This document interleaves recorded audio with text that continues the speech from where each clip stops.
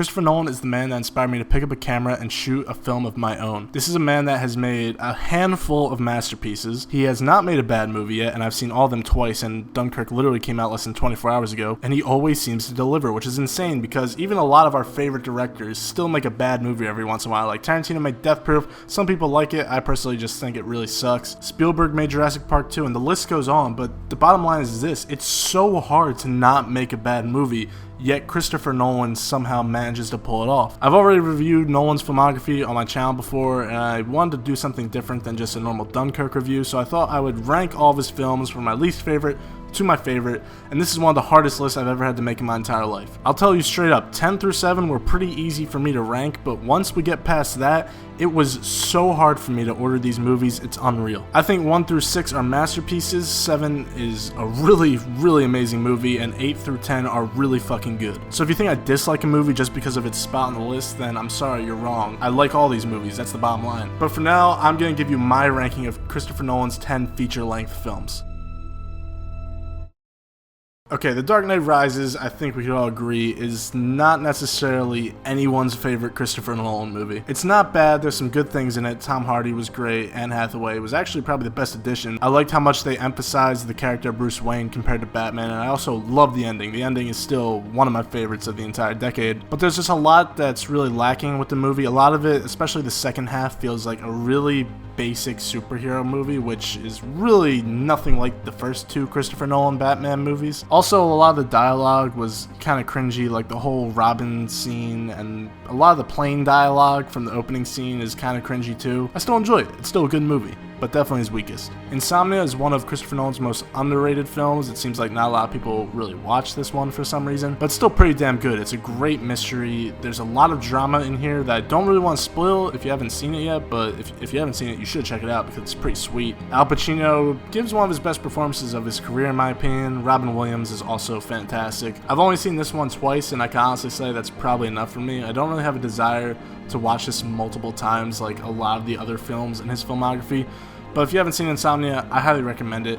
It's not one of my favorites from Nolan, but it's still such a solid crime thriller that needs to be seen if you haven't seen it. While Insomnia is underrated, I think Following is definitely the most underappreciated gem in Christopher Nolan's filmography. This thing is so good and so impressive for basically a no-budget feature. He has interesting characters. You could tell straight up this is Nolan from the way he tells the story in a non-linear way. Although this is probably the weakest of his non-linear stories, it's still incredible to see him as a young director just have that concept already established in his head. It's a movie I throw on every once in a while because it really inspires me as a wannabe independent filmmaker, and it just proves you don't need a huge budget. You don't need $1 million.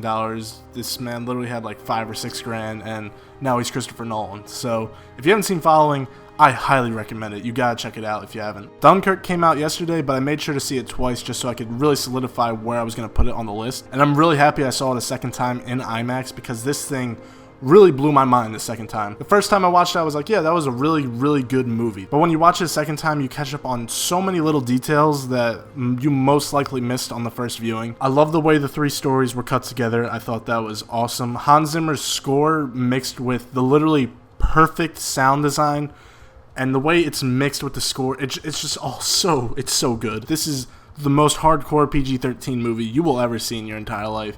And it just worked. You didn't need blood or gore to get the tension that was built in this movie. The only thing I didn't really dig about Dunkirk was the characters. They're all fine, but there's never like a really good character here. The acting was good. Harry Styles actually kind of surprised me that he was actually the best one in the movie. But Nolan has a filmography where every other film in his filmography has amazing characters, and Dunkirk is literally the only exception to that, which I just can't justify making it one of his best because of that. Because when you make films, you start to realize the most important part of making a film is always the characters. And like I said, they were fine here. They definitely served their purpose, but I didn't think anyone was deliberately interesting. That was definitely the point. I'm obviously not blind to that. It was intentional that no one wanted to focus on everything else besides the character development here. But that being said, when I watch a movie, I'm watching a movie most likely to find amazing characters. I love every aspect of filmmaking, but characters will always be the most important part, and Dunkirk just didn't really have that, and that's why I put it at number 7 on the list.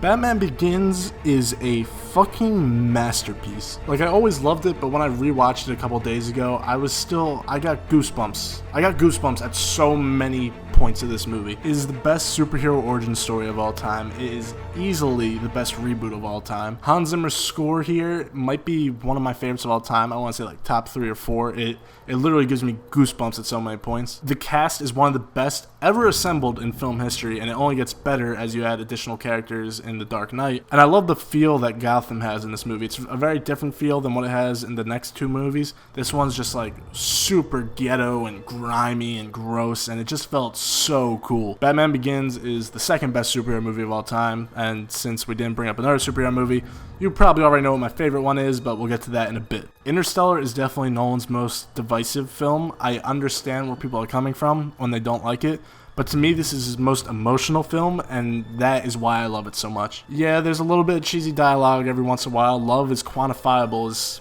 pretty fucking stupid, but the way certain things are handled, the way everything is just put together is so unbelievable here that I just can't express my love for Interstellar enough. I could count on one hand how many times a movie has made me cry, and Interstellar makes me cry at 2 specific scenes every single time I watch it, and that's just unheard of for me. Hans Zimmer's score here is also probably like top 10 for me. It's unbelievable and gives me goosebumps every single time, and the effects are literally probably top 5 best I've ever seen. The way it combines the practical with the very minimal CGI was unbelievable, and Interstellar is easily, in my opinion, one of Christopher Nolan's masterpieces. In Memento, Christopher Nolan tells the best non-linear story ever put on film. There's a lot of great movies that use the gimmick, but no one has used it to its fullest potential like Nolan does with Memento. I have seen this movie before a couple times, and when I rewatched it a week ago, my mind was still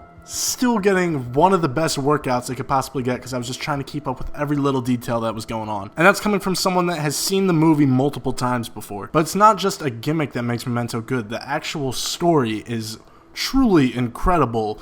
The characters are so investing and so interesting the entire time. There's just so many scenes that stick out and so many images that are burned in my mind with this movie. And the whole concept of this dude just writing fucking tattoos on him with clues to who raped and murdered his wife is unreal. That is such a cool concept and so visually satisfying. When someone says this is his best movie, I totally get where they're coming from. This is like one of my favorite films of all time, but I just like 3 other ones more. That's how fucking good Christopher Nolan is at making movies. The Prestige is one of the darkest films I've ever seen, just because it contains these 2 guys that are just obsessed with constantly wanting to one-up each other, and they do it in the darkest way possible, but it also all revolves around fucking magic. If someone tells you they think The Prestige is a bad movie, don't ever listen to their opinion again. Film is subjective, you could like what you want to like, but if you think The Prestige is a bad movie, then you're just fucking wrong. The way the story is told is amazing. The places where the story goes is mind-blowing. The characters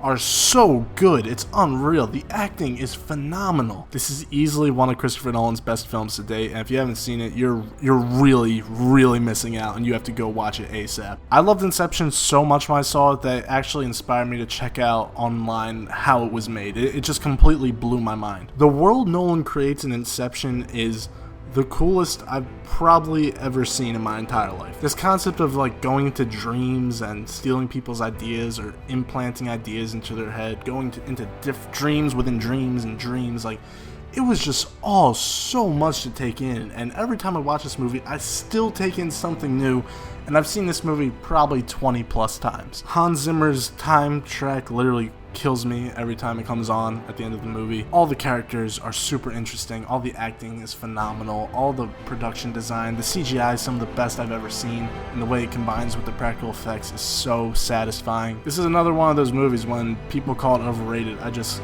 can't comprehend where they're coming from. This film is on a whole nother level of good, and it's to this day one of the best, absolute best films I've ever seen. I saw The Dark Knight in IMAX opening week in 2008, and that was the first time in my life where I walked out of the movie and said, that is hands down the best movie I've ever seen in my entire life. And to this day, I still have not said that about a film I walked out of a theater for. And I started to wonder, is it just me at that age? I hadn't really known too much about filmmaking. Was it actually like the best thing I've ever seen? And while I go back and forth what my favorite movie is, I just rewatched The Dark Knight the other day for probably like the 85th time, and it almost made me cry. Not because anything sad was happening or anything like that, but it almost made me cry because I've never seen so many amazing things and so much passion and so much care that could be felt through a summer blockbuster. The reason I hold summer blockbusters to a certain level of high expectations is because of this movie. I could tell you everything that's great about it, but you already know everything that's great about it. If someone tells you The Dark Knight sucks, tell them they're wrong and they have to go rewatch it again because they obviously missed something. And it's become like the cool thing to hate on The Dark Knight for some reason, but I could genuinely say I've never seen a better blockbuster in my entire life.